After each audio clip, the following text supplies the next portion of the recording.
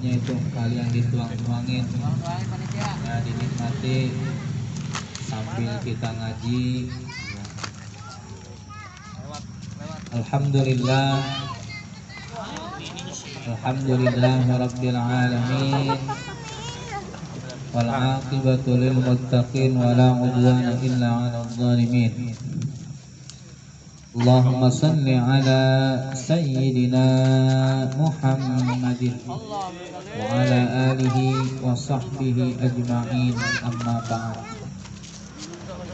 Ma'asyiral muslimin, jamaah taklim, warga lingkungan perumahan KDI, wabil khusus yang kami hormati sahibul bait Bapak Warsono, semoga berkah selalu ya. Juga untuk kita semua, semoga Allah berikan keberkahan, amin ya rabbal alamin. Syukur alhamdulillah, malam hari ini kita ngaji lagi. Saya juga agak kaget, biasanya 2 ahad sekali, toto nyambung ya, alhamdulillah dah. Kajian kita tentunya melanjutkan taklim kita sebelumnya, karena biar bagaimanapun antara pahala zikir dengan pahala ngaji lebih gede pahala ngaji. Tapi kalau ada dua-duanya, wah lebih cakep lagi, double. Zikirnya dapat, ala bidzikrillah tatmainnul qulub. Dengan zikir hati akan tenang. Sekarang kita isi hati kita ini biar tambah tenang lagi dengan ilmu nafi, ilmu yang bermanfaat. Kita telah membahas poin pertama dari syarat-syarat sahnya wudhu, di mana pada pertemuan yang lalu kita bahas syarat sah wudhu yang pertama adalah air mutlak. Akan bahas sekarang syarat yang kedua, ketiga, keempat, kelima insyaallah. Syarat sah wudhu yang kedua, qala al-muallif rahimahullah, adalah jaryuma'in ala udwin maksunin fala yakfi an yamassahul ma'a bila jiryanin li'annahu la yusamma ghuslan. Artinya syarat sah wudu, kita ini kan wudu, ada rukun wudu, ada syarat wudu. Sebelum masuk ke rukun wudu, syaratnya dulu penuhi. Bang Jek mana Bang Jek ini? Nah, syarat sah wudu nih, kalau kita mau wudu perhatikan nih, apa itu yang kedua? Syarat sahnya adalah mengalirkan air mutlak tadi itu ke atas anggota wudu yang dibasuh, maka tidak sah oleh bahwa cuma diusap dengan tanpa mengalir airnya, karena tidak disebut namanya gosok. Jadi begini jamaah sekalian, anggota wudu itu kan ada yang dibasuh, ada yang diusap. Yang diusap itu adalah cuma satu, kepala serta rambutnya. Kita kan kalau ngambil wudhu itu kepala kagak kita guyur, ya cuman kita lap-lap pakai bekas air yang nempel di tangan kita. Tapi selain kepala itu bukan dilap tapi dibasuh, karena begitu perintahnya dalam Al-Quran. Kata Allah, ya ayyuhalladzina amanu idza qumtum ilas shalah faghsilu wujuhakum wa aydiyakum ilal marafiqi wamsahu biru'usikum wa arjulakum ilal ka'bayn. Hai orang-orang beriman, kata Allah, apabila kalian hendak mau sholat, maka berwuduklah terlebih dahulu basuh wajahmu, basuh tanganmu, usap kepalamu, basuh kakimu, begitu. Jadi Allah yang nyuruh itu. Nah, di sini diterangkan oleh ulama, membasuh itu kayak gimana? Membasuh itu ukurannya adalah jaryumain.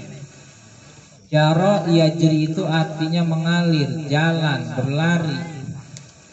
Jadi kalau kita wudhu itu ketika air kita basuhkan ke tangan kita, ke muka kita, ke kaki kita, airnya itu setelah kita nempelin ke muka, ke tangan, airnya jalan, itu ngalir.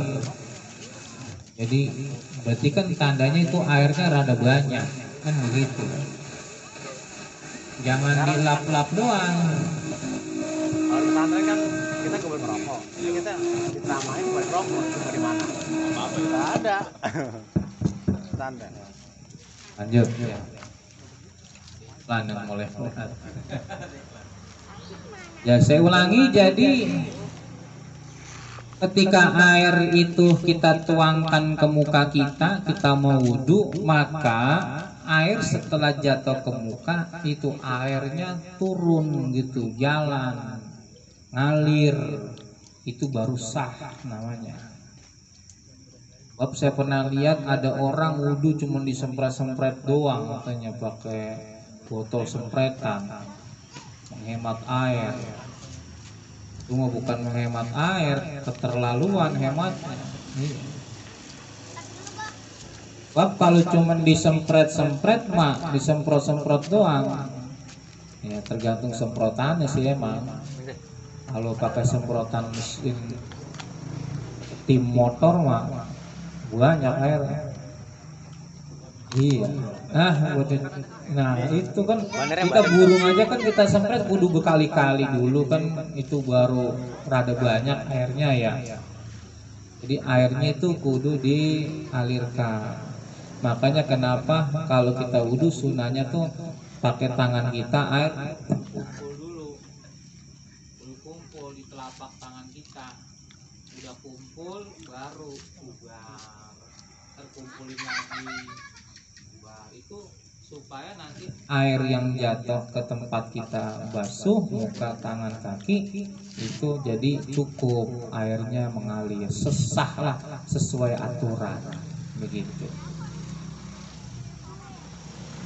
Itu syarat sah wudhu yang kedua. Yang ketiga sekarang, an la yakuna alaihi ay alal udwi mughayyirun lil ma'i taghayyuran darar. Syarat sah wudhu yang ketiga, tidak boleh nih ketika kita berwudhu dengan air itu ternyata air kita berubah gara-gara ada sesuatu di anggota tubuh kita yang kita gunakan buat wudhu. Maksudnya apa? Jadi kalau kita wudhu itu harusnya bersihin dulu. Jangan emang lagi habis dari bengkel, iya dari sawah, cuci muka sekaligus wudhu begitu. Jadi ketika air kita basuhkan ke muka, itu air nyampur sama kotoran yang ada di muka, begitu. Itu nggak boleh, nggak sah. Macam dah, apa bekas oli, apa bekas apa bekas ke sawah tuh kata bapak mau tadi tuh. Kan lumayan kalau pulang dari sawah malah ada bulak juga ya. Iya, bersihin dulu, begitu. Nah ini syarat sah wudhu yang ketiga. Yang keempat, an la yakuna 'alal udwi ha'ilun bainal ma'i wal maqsul. Tidak boleh ada yang menghalangi air dengan anggota wudhu yang dibasuh. Ada penghalang, nggak sah. Penghalang itu banyak. Kalau di sini dicontohkan seperti lilin. Lilin kan kalau kita nyalain lilin, airnya kalau jatuh ngering di tubuh kita kan dia nyegah air ya. Iya. ya sejenisnya dah gitu, bekas tetesan lilin. Kalau kita nggak congkel dulu itu terus kita wudhu, itu kagak kena air masuk. Masuk lem jelas sekali. Jadi bapak nih misalkan habis ngelem apa, romananya ada penghalang, nah itu bersihin dulu lemnya, jangan langsung wudhu, kagak sah. Bekas luka misalkan terus diapain, ada terus dibasuh, bilang nggak apa-apa kalau bisa masih kena air mah, kalau mau dibasuh bagus. Malah kalau emang ada luka, emang sarannya kata dokter jangan dibuka, ada perbannya ya perbannya aja gitu. Iya, ini mah bukan luka, ini mah kayak tadi tuh lem atau sisik ikan, tukang ikan. Kadang-kadang itu kan ikan sisiknya suka nempel, sisik bandeng. Tahu-tahu kita nggak sadar wudhu, pas kita kelar sholat aja kita nengok ini di telapak tangan kita atau di sini, lah ini ada 3 biji sisik ikan, tapi nggak kebasuh. Maka sholat yang kita kerjain tadi tidak sah, maka ulang lagi tuh, wudhunya ulang, sholatnya ulang. Itu jadi nggak boleh ada penghalang tuh. Maka perhatiin, memperhatikan hal seperti itu bagian daripada kesadaran kita terhadap cinta kita kepada Allah. Itu namanya gak ngeremehin. Oh, kadang-kadang kan orang begini, yang penting sholat katanya begitu. Lah bukan yang penting sholat, sholat itu penting, bukan yang penting sholat. Karena sholat itu penting, wudhunya juga apa? Penting. Karena kan yang Allah perintahkan bukan cuma sholat, tapi diperintahkan suruh wudhu. Jadi dua-duanya ibadah itu, dan itu jadi satu kesatuan. Perhatikan penghalang-penghalang, termasuk ini. Sebagian ini mah tidak sepakat. Kalau tadi sepakat ulama, sebagian ulama termasuk kotoran kuku, Pak. Jadi kuku tuh kalau panjang ada kotorannya, kan suka ada kelihatan hitam-hitam tuh. Nah itu kalau orang wudhu nggak dibersihin itu hitamnya, berarti nggak masuk air ke bagian perbatasan kuku sama kulit kita. Iya, maka itu sebagian mengatakan tidak sah itu wudhunya. Sebagian mengatakan sah, katanya itu mah asal cuma sedikit aja begitu. Tapi kalau yang tadi sepakat, kalau ada lem, ada lilin, ada cat, ya kan, ada sisik ikan, nah itu menghalangi air, maka tidak sah.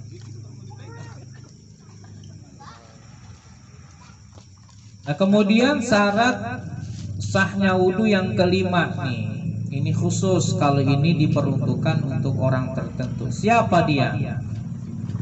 Dukhulu waqtin lidaimi hadasin, harus masuk waktu sholat bagi orang yang selalu berhadas. Jadi ada Pak orang itu yang, kalau contohnya mah yang selalu berhadas itu orang yang suka beser. Karena ada tuh orang yang kencingnya romananya mau netes saja, netes terus. Dia mah kagak kencing aja asal habis udah netes baik itu, tes. Nah itu kan keluarnya kencing batal wudhu kita kan. Nah tetapi orang kayak begini nih emang di kategorinya tadi tuh namanya salis, kalau bahasa kitanya beser. Itu ternyata dapat keringanan bagi orang yang kayak begini. Bab jangan sampai begini gara-gara dalil gua sekarang udah kagak sholat. Mengapa? Orang gua kencingnya kagak tiris-tiris, gua berarti udah kagak usah sholat. Iya udah dol gitu Pak ya. Nah, itu nggak boleh jadi alasan. Ternyata agama punya solusi. Kalau orang yang kaya begitu, dia punya ketentuan cara wudhunya nih. Apa cara wudhunya? Dia tambahan yang tadi itu, tambahannya adalah wudhunya harus sudah masuk waktu sholat baru wudhu. Kalau kita kan enggak. Kita kalau kuat jaga wudhu, wudhu sekali buat 5 waktu bisa, asal kuat aja jaga wudhunya. Jangan kentut, ya enggak? Tuh. Nggak bisa ya Pak. Iya, paling bisa maghrib isya dah. Iya, itu kan pendek waktunya. Iya. Nah, bagi orang yang tadi itu nggak bisa dia yang selalu beser itu. Maka dia wudunya, ulama memberikan catatan kalau udah masuk waktu baru wudu. Sebab dia mah ini kategorinya bukan mengangkat hadas, dia mah cuma keringanan supaya sholatnya tetap sah. Ya ada aturan yang berikutnya nih. Tadi harus masuk waktu. Atau kalau perempuan contohnya ini yang selalu keluar darah istihadah. Bukan darah haid, bukan. Kalau haid kan ada ketentuannya, bis itu udah steril bersih. Tapi ada perempuan yang dia selalu keluar aja itu darahnya tuh. Udah melebihi bukan darah haid lagi, darah istihadah, darah penyakit. Iya. Nah, orang seperti itu kan dia tetap sholat itu. Nah, dia wudunya, wanita yang begitu itu harus masuk waktu dulu. Gak boleh sebelum masuk waktu udah wudu. Nah, kemudian apa yang mesti dilakuin orang kayak begitu tuh? Ketika dia udah masuk waktu, ya, sebelum dia wudhu, yang beser tadi nih contohnya, atau yang perempuan istihadah, bersihin dulu itu, bersihin. Nah nanti karena kita mau sholat, dibungkus dulu itu burungnya, dibungkus. Ya terserah mau pakai pempes, apa pakai plastik es mambo, iya, masukin itu, ikat pakai karet. Gitu. Emang apa Ustadz pakai begitu? Kalau kagak digituin dia ntar sholat netes. Nah netes kan berarti kan jatuh ke celana, ke sarung, jadi najis kan, ke tempat sholat. Maka dibungkus kata ulama. Habis dia masuk waktu, bersihin dulu, bungkus, baru ambil wudhu. Nah ceritanya dia sholat nih. Kalau orang begitu kan tetap merasa walaupun dibungkus tetap netes kan. Nah kata ulama itu tetap sah karena udah ngelakuin prosedur tadi itu. Walaupun keluar tapi udah di safety sama dia, nggak bakal netes. Dan ini bagian dari keringanan dalam agama. Begitu tuh caranya. Ini berarti bagi orang yang udah dul Pak. Iya. Kalau kayak kita mah nggak begitu. Iya artinya. Bisa juga ya. Oh iya.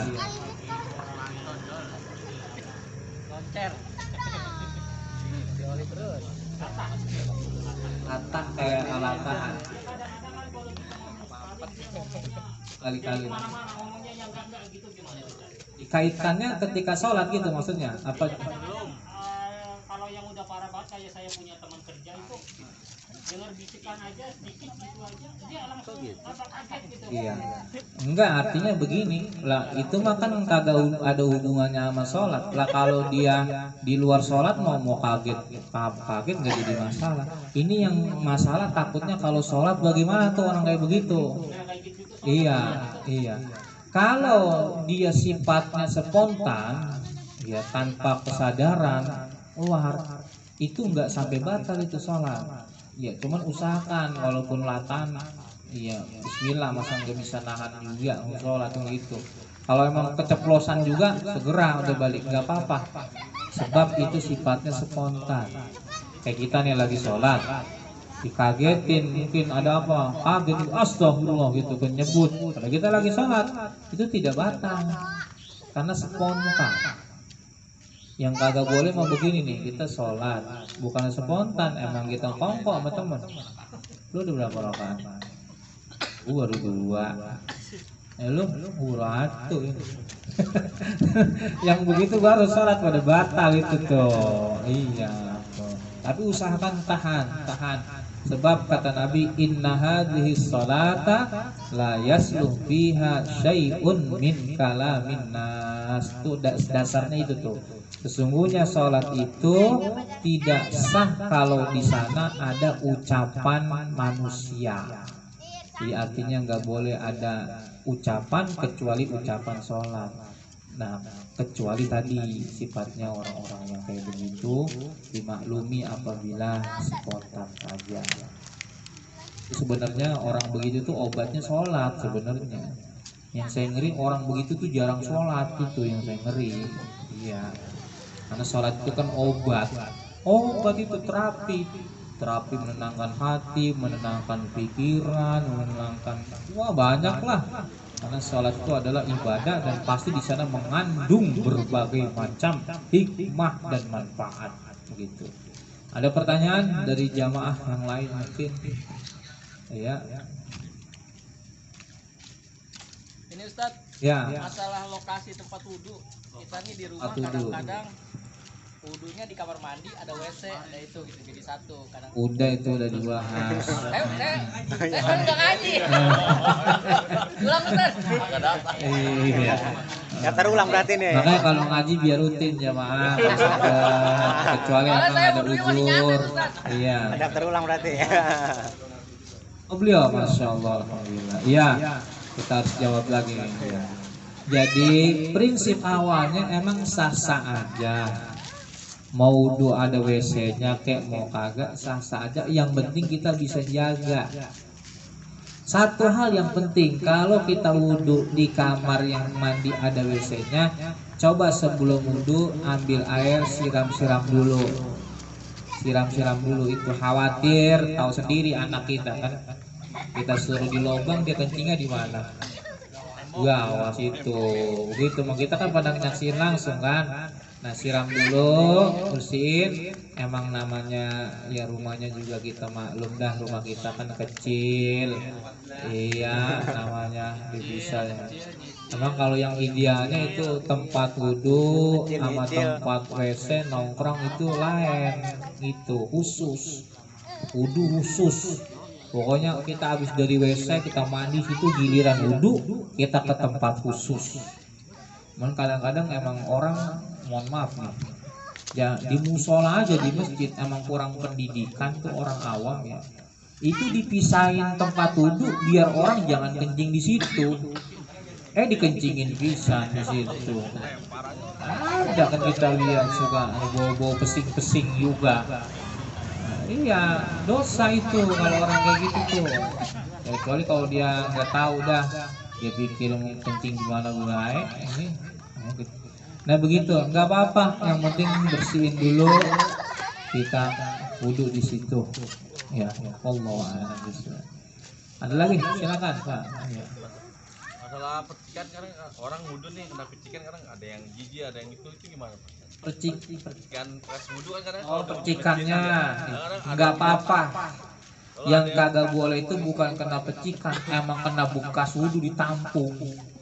Kalau cuman percikan wudhu mah, nih kita wudhu muka, tahu-tahu nyiprat lari ke tangan atau ke tangga kita orang lain, nggak apa-apa itu. Ada orang yang ya Allah. Iya, nggak usah jauh, nggak usah menjauh. Emang air wudhu bekas wudhu najis. Iya, nggak usah menjauh. Iya, jadi itu Ada orang yang sensitif gitu, sensitif gitu. ya tetap harus dikasih tahu, yang harusnya nggak boleh begitu juga. Masa gimana kita berpikir? Kalau pengen kagak begitu, wudhunya dari rumah aja. Sebab memang betul paling bagus orang sholat ke masjid aja nih. Dalam hadis itu masjid ada tempat wudhu, itu yang paling bagus kita wudhu di rumah. Jadi sebelum berangkat kita udah punya wudhu. Kenapa? Kalau di rumah air emang kita yang bayar, setrum kita yang bayar, begitu udah listrik dan bayar, halal banget. Tapi kalau kita ke masjid itu ada aturan, itu milik bersama, jangan dikuasai sendiri. Giliran dia masjid ramanya kayak punya dia, gua mau kalau wudhu, gua sumuka 3 kali kagak sah, gua harus 7 kali. Nah gua yang punya ini masjid, gua yang bangun. Di sendirian air habis, dibuat mandi juga, dibuat ngirit, nggak boleh itu, nggak boleh. Milik bersama, manfaatnya buat bersama. Kalau mau pengen berpuas-puas sama wudhu, silakan wudhu di rumah tuh begitu.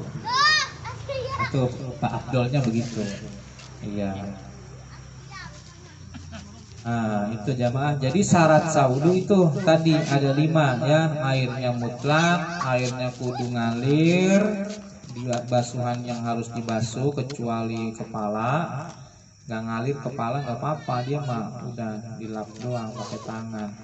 Kemudian nggak boleh ada yang merubah air ketika sampai ke tempat wudhu diri kita itu, tidak boleh ada penghalang. Kemudian kelima, masuk waktu bagi orang yang tadi tuh yang selalu geser, itu dia. Ternyata yang selalu geser juga bukan cuma kencing doang, Pak. Ada orang tuh kalau udah sakit mah selalu keluar kotoran. Ini kentut aja kadang-kadang nggak bisa nahan, ada orang dia.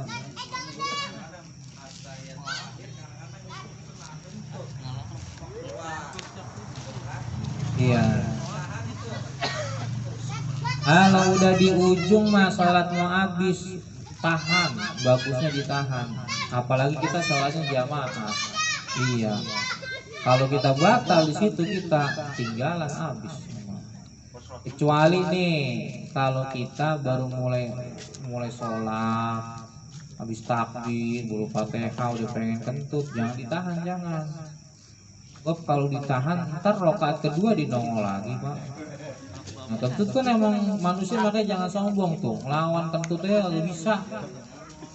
Dia tuh udah pengen keluar ditahan, ntar akhirnya keringat dingin kita apa.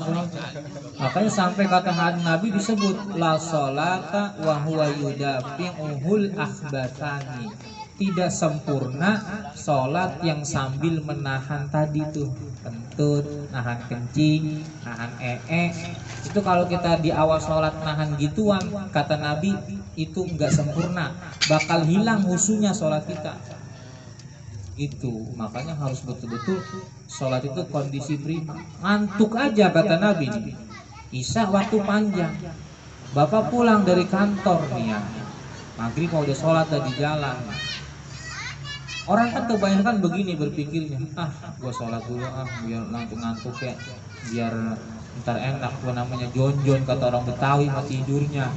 Padahal mah yang benar aturannya itu, kita lagi sedang capek-capeknya, dan mendingan ntar isanya istirahat dulu, ngopi dulu, biarin mau isanya jam 10 kek, mau jam 11 tak jadi persoalan. Sebab kata Nabi kalau ada orang ngantuk itu mau sholat, kata Nabi bukan disuruh sholat, suruh tidur, dengan catatan waktunya panjang. Kalau waktunya pendek mah ngantuk banget ini subuh, bukan ngantuk itu mah nafsu setan. Orang tidur udah dari sore, bangun jam 5 masih ngantuk, wah itu mah nafsu ya. Kalau waktunya pendek mepet jangan ditidurin, habis pisan waktu. Begitu jamaah sekalian. Oh iya silakan. Kalau kita habis wudhu nih, habis itu sholat, ada sisa makanan keluar dari gigi yang lubang itu gimana, Pak? Posisinya lagi sholat, Sholat. jangan ditelan, diambil. Alun-alun air liur boleh, tapi kalau sisa-sisa makanan, misalkan kalau orang Betawi makan suka makan jengkol tuh, jengkol nyelip, pas lagi sholat sadar keluar tuh jengkol, dengan penuh kesadaran digigit, ditelan sama dia, lagi sholat, batal sholatnya. Wudunya mah kagak batal, sholatnya batal, ulang lagi. Kecuali ketelan, gak sengaja, mau lagi usu baca, atau sedak masuk, gak apa-apa itu mah. Ya itu namanya tidak sengaja. Kalau sengaja batal. Ini diambil, Pak. Diambil, pakai tangan kiri, kantongin. Yang dilepeng ke orang jangan. Diambil. Sebab begitu, itu adabnya. Iya. Itu memang harus betul. Ya silakan. Masalah pakaian Pak Ustaz. Ya. Kalau kita posisi lagi bekerja di perusahaan ya, Ah, terus kita kerja tuh pulih nih, bukan kantor posisinya. ya. Terus masuk di waktu sholat, otomatis kan kita kan pakaian yang itu Pak, udah ganti lagi gitu. itu gimana pokoknya namanya kuli lah gimana lah. Iya. Bukan kuli bangun nama biasa kuli Mm-mm, pabrik lah. bagus. Itu Iya. bagaimana Pak? Apakah Iya, satu harus- begini, harusnya mah kalau orang kayak si bapak begitu harus bawa pakaian juga mah kalau buat sholat itu bagusnya. Sebab kan kata Allah, "Khuzuzinatakum inda kulli masjid." Kalau mau sholat cari pakaian yang betul-betul rapi, yang bagus. Nah, sekarang posisinya kenyataannya nggak bawa nih, kayak tadi kan. Itu tetap sholat karena kotor itu belum tentu najis. Walaupun kita begubun sama berlumuran sama apa lumpur sama ya oli di baju ya, bukan itu kita bersihin di baju kita, sepanjang itu tidak dihukumi najis dalam agama, maka sholat kita tetap sah. Daripada kagak sholat, ini jangan, makanya nggak bener nih kalau ada orang begini, mengapa pak nggak sholat, kotor pakaian saya. Itu kan sering buat dalil, itu nggak benar itu. Ya, itu nggak benar. Kita tetap harus sholat karena sholat itu ingat perintah Allah yang wajib. Kita ini kan, mohon maaf nih ya, kita ini selalu doakan ihdinas siratal mustaqim, tunjukilah kami jalan yang apa? Lurus. Jalan lurus itu apa? Itu dijawab dalam surah Yasin. Innaka alal apa namanya itu Yasin wal Qur'anil Hakim. Kemudian situ ala siratil mustaqim tuh. Ala siratil mustaqim. Jalan yang lurus itu apa? Itu jalan Nabi kita. Makanya hidup kalau kita ngikutin Nabi kita amalin apa yang diajarkan Nabi kita, apalagi yang wajib, maka berarti kita itu berada di jalan yang lurus. Maka kalau ada orang di dunia enggak ngikutin, disuruh sholat enggak sholat, enggak ngikutin perintah Nabi, berarti dia jalannya tuh enggak lurus, jalan tersesat itu. Kalau lurus kan ketemu ntar surga. Kayak ibarat kita masuk jalan tol, terketemu pintu gerbang, kan begitu. Nah, itu hidup kayak gitu. Maka kita ikutin. Jangan dengan dalil kotor enggak sholat, salah. Ingat tadi itu. Kita tetap harus sholat. Bahkan jangankan pakaian kotor, orang gak punya baju, yang misal di satu padang pasir, ini anggap walaupun jarang terjadi, tapi dipikir diterangkan, baju daun-daunan gak ada. Waktu sholat tiba, dia sholat dalam keadaan telanjang. Dulu Ka'bah dikelilingi sama orang-orang telanjang. Jadi artinya gini, sholat mah nggak boleh ditinggalin dengan alasan-alasan itu tuh. Orang hanya boleh ninggalin sholat nih, 1 kalau dia mati, 2 kalau dia gila, 3 kalau dia tidur, 4 kalau dia lupa bentaran, lupa apa seminggu. Itu mah bukan lupa, lalai namanya. Yang paling enak ya 4. Iya.